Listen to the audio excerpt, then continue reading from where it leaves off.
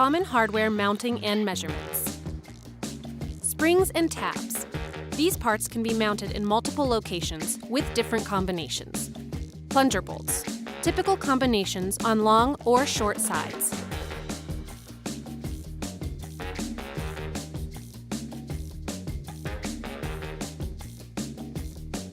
For specific placement. For long side mounting, measure from bottom to drill hole, dead center.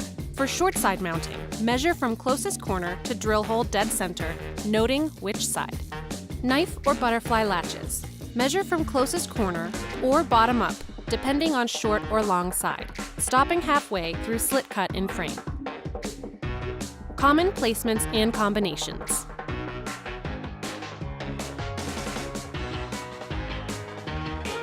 Ram's horns and pull tabs. Typical placement. No measurement needed. Loop latches. Typical placement. Comes with unattached friction hanger. Pull tabs. Typical placement. No measurement needed.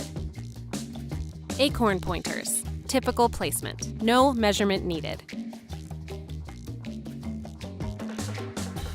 Loose hardware sent with screen. Casement clips, friction hangers with loop latches.